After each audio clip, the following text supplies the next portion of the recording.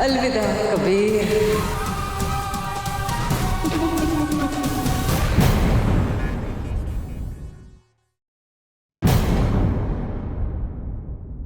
अभिनव जरूर नीचे गए होंगे नाश्ता करने के लिए।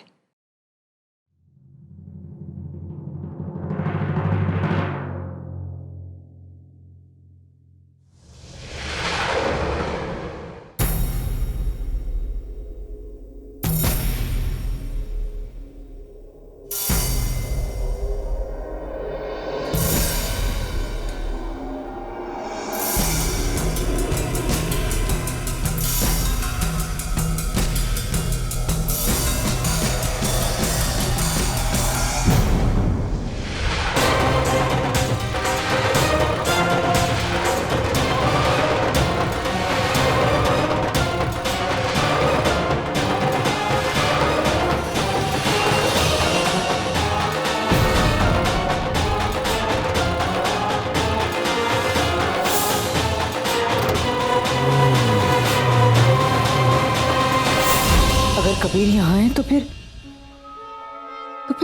कार कौन चला के ले गया? कबीर, आप गए नहीं? ईजा मैं जा ही रहा था कि अदिति ने मुझे रोक लिया प्रसाद के लिए। बोली कि भगवान का आशीर्वाद लेके चलने से काम जल्दी और बिना परेशानी के हो जाएगा। प्रसाद लीजिए। लेकिन आपकी गाड़ी तो मैंने बाहर जाते देखी, ड्राइवर को भेजा है क्या कहीं? नहीं ईजा, ड्राइवर को कहीं नहीं भेजा, कार तो बाहर ही है। आपको जरूर कोई गलतफहमी हुई है। नहीं नहीं, मैंने अपनी आंखों से देखा है आपकी गाड़ी घर से बाहर गई है। तो फिर गाड़ी कौन लेकर गया है? लता, भानु, रानी, अभिनव, जिया प्यार, रणवीर, कहाँ हो तुम लोग? ये ईजा को क्या हो रहा है? ये कबीर की कार को लेकर इतनी परेशान क्यों है? जी दीदी, बाकी लोग कहाँ हैं? दीदी ये तो पिया जिया को छोड़ने कॉलेज गए हैं और फिर गट्टू को स्कूल छोड़ेंगे और फिर ऑफिस जाएंगे। लेकिन भैया कबीर की गाड़ी क्यों लेकर गए? नहीं दीदी, ये तो बहुत सुबह निकल गए थे और अपनी खुद की गाड़ी से गए। तो फिर कबीर की गाड़ी कौन लेकर गया? रणवीर तो नहीं?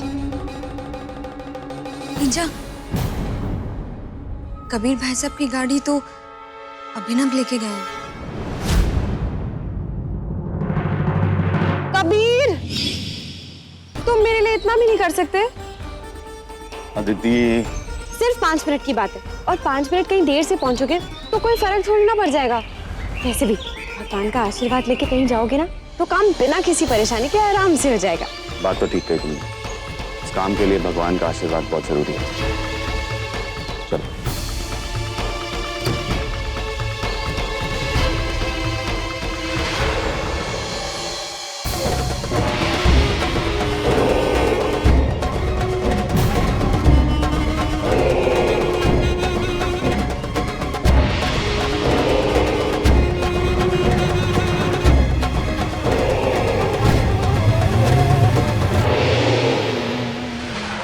अभिनव?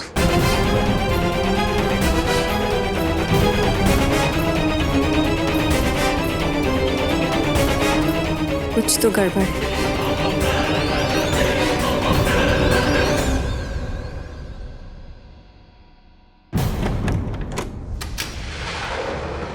कुछ नहीं होगा अभिनव को, मैं उन्हें कुछ नहीं होने दूंगी।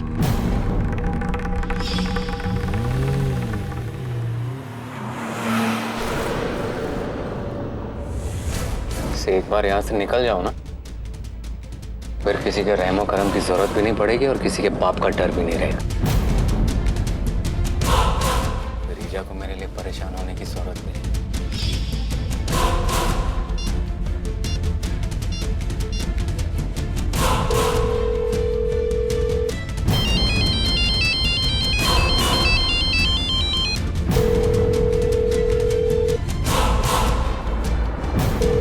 फोन उठाइए अभिनव, अभिनव फोन उठाइए।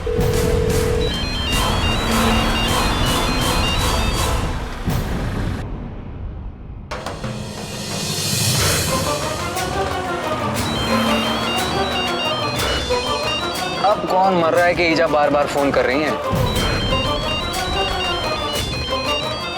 उठा ही लेता हूँ वरना फोन करना बंद नहीं करेंगे।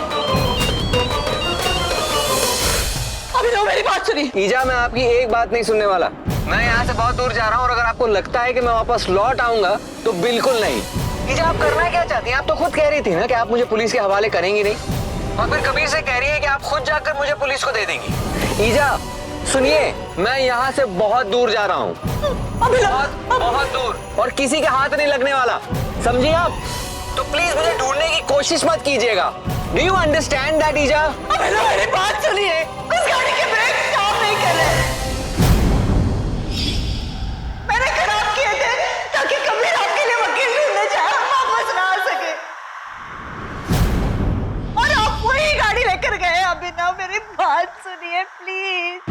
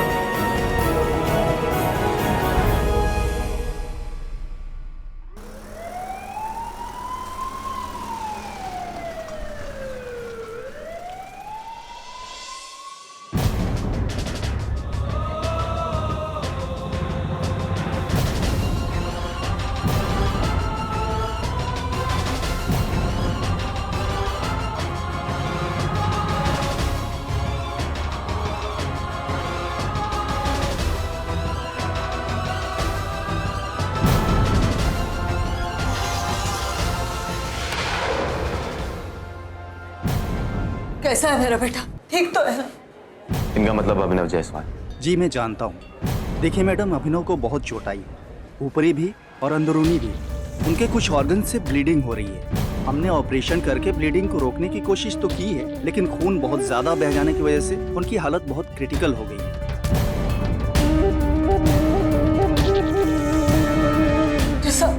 आप मेरे बच्चे को बचाइए, मेरे अभिनव को बचा लीजिए आप प्लीज।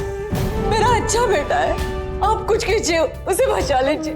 देखिए आपको जितने रुपए चाहिए मैं दे दूंगी, लेकिन मेरे अभिनव को बचा लीजिए। देखिए, हर पेशेंट को बचाना हमारा फर्ज है।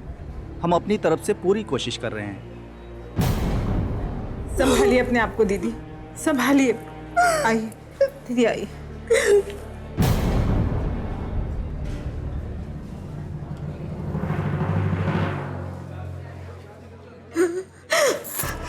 रानी,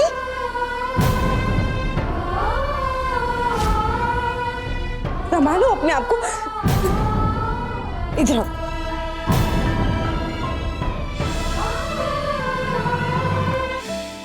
रानी, हिम्मत से काम। माता रानी पे विश्वास है ना तुम्हें? मेरा दिल कहता है अभिनव को कुछ नहीं होगा, बिल्कुल ठीक हो जाएगा वो। मैं अभिनव के लिए दुनिया का सबसे अच्छा वकील हूँ और इसे जल्द से जल्द बरी करवाऊँ, लेकिन सबसे पहले इसे जेल वापस जाना चाहिए। अरे मेरी इतनी फिक्र है तो तुम चले जाओ ना जेल।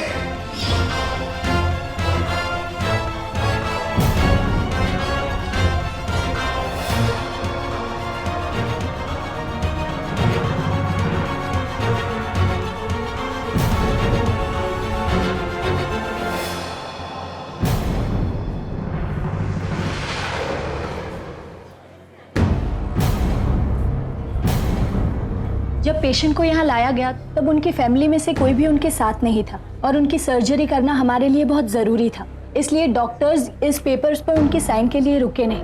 पर अब इन पेपर्स पर आप में से कौन साइन करेगा? लीजिए। नहीं कबीर, आप साइन नहीं करेंगे।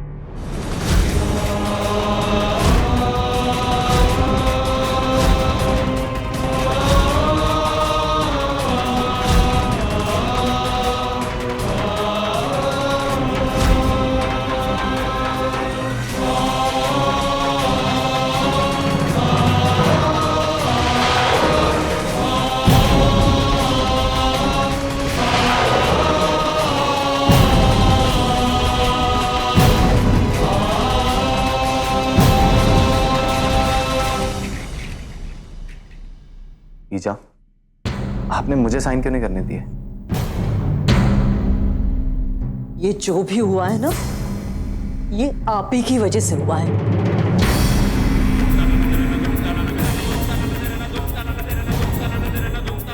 समझ रहे हैं आप?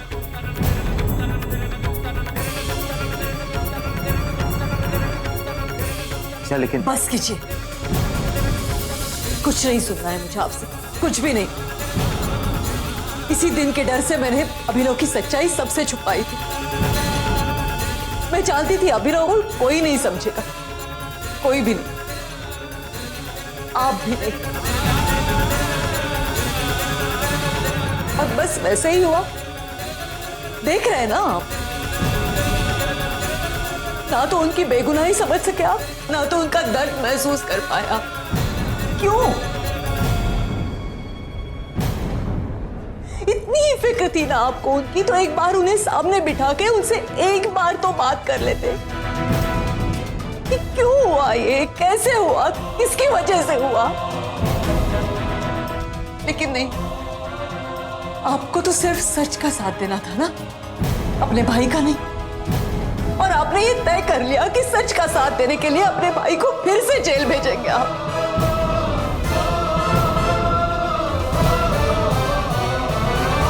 लेकिन जानते भी हैं आप जेल कैसा नर्क होता है?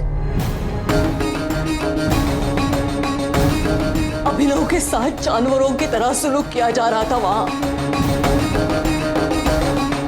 समझने की कोशिश की है कभी आपने? बस आपको सच का साथ देना था। वहां जेल में वापस जाने से तो अच्छा था कि खुदकुशी।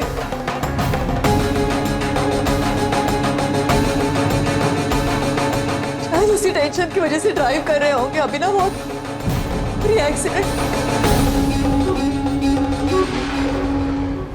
एक बात याद रखिए, अगर मेरे अभिनव को कुछ हो गया ना, तो जिंदगी भर माफ नहीं करूंगी मैं।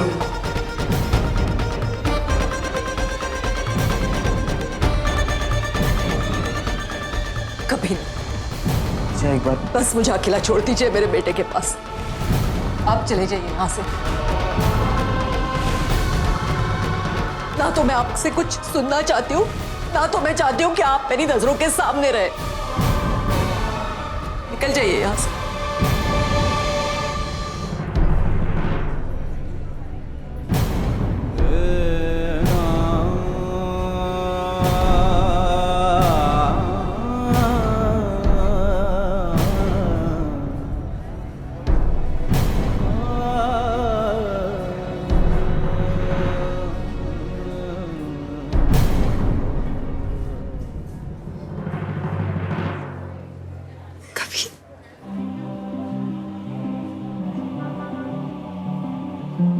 मामी, आप रानी को संभालिए, मैं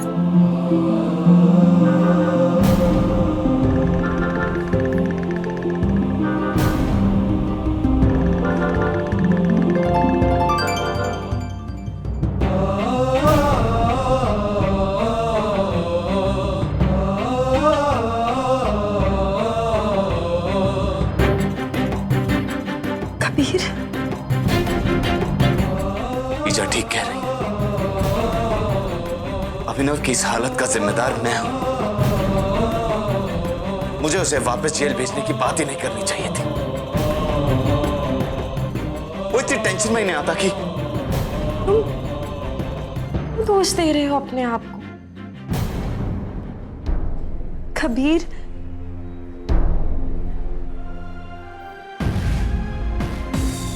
वो देखो, कृष्ण भगवान इधर आओ। इन्होंने हमें सिखाया है कि जब जब हम धर्म का पालन करने के लिए सच्चाई का रास्ता अपनाते हैं तो मुश्किलें तो आती हैं। मन में तरह तरह के डर, तरह तरह के शक पैदा होते हैं, लेकिन हमें उनसे घबरा के पीछे नहीं हटना चाहिए, बल्कि उनका सामना करना चाहिए। और तुमने ऐसा इसलिए किया कबीर क्योंकि तुम्हारा इरादा अभिनव को नुकसान पहुंचाने का नहीं था, बल्कि उसकी भलाई करने का था, है ना? ईजा माँ है, तुम्हारी और अभिनव की भी, इसलिए उनकी बातों को अपने दिल से मत लगाओ।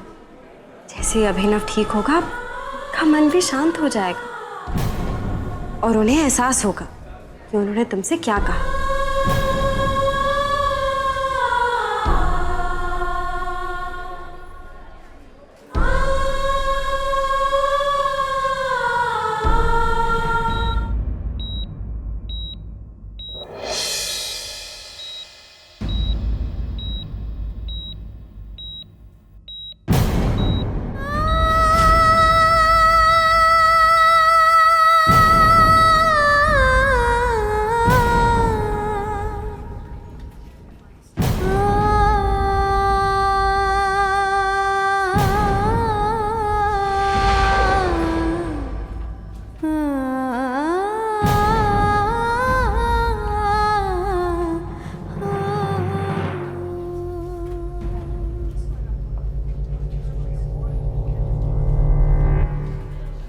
ईजा, मैं जा ही रहा था कि अदिति ने मुझे रोक लिया प्रसाद के लिए। बोली कि भगवान का आशीर्वाद लेके चलने से काम जल्दी और बिना परेशानी के हो जाएगा।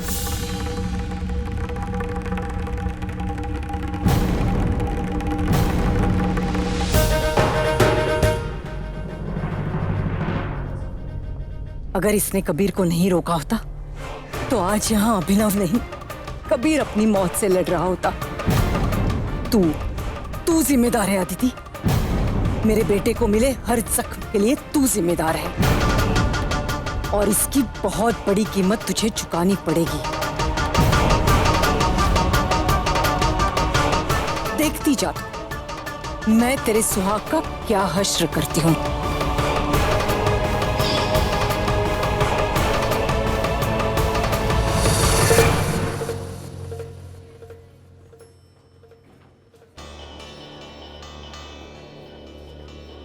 कैसा है मेरा बेटा? देखिए, हमने तो पूरी कोशिश की, लेकिन पेशेंट की हालत में कोई सुधार नहीं हो रहा है। उसकी हालत और भी नाजुक हो गई है। हमने उन्हें आईसीयू में रखा हुआ है। अगले 12 घंटे में उनकी हालत में सुधार होना बहुत जरूरी है। मैं मिल सकती हूँ उनसे? आई एम सॉरी, इस समय जो पेशेंट की कंडीशन है उसमें इन्फेक्शन का खतरा बढ़ जाता है। आप लोग गेस्ट एरिया में बैठ जाइए।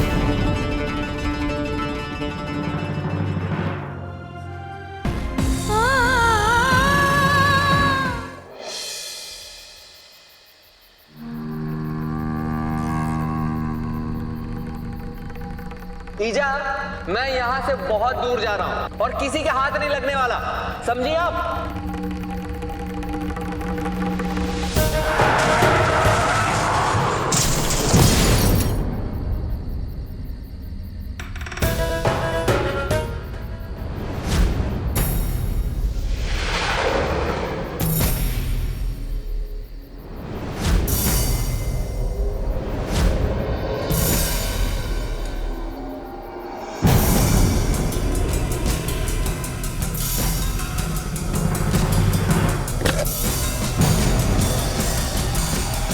कुछ नहीं चाहिए मुझे, और तेरे हाथों से तो बिल्कुल नहीं।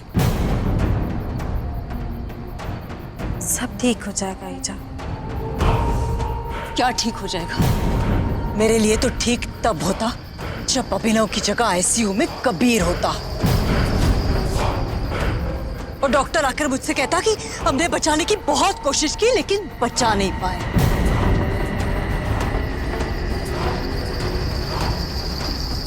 मतलब है कि अभिनव मरा हुआ देखना चाहती है तू उसे? नहीं ईजा, अभिनव तो रानी का सुहाग है। रानी की खातिर उसकी सलामती की दुआ भी मैं मांग चुकी हूँ। नौटंकी बंद कर, तेरी बातों से पिघलने वाली नहीं हूं मैं। एक बात याद रखना, तेरा सुहाग उजड़ने वाला है।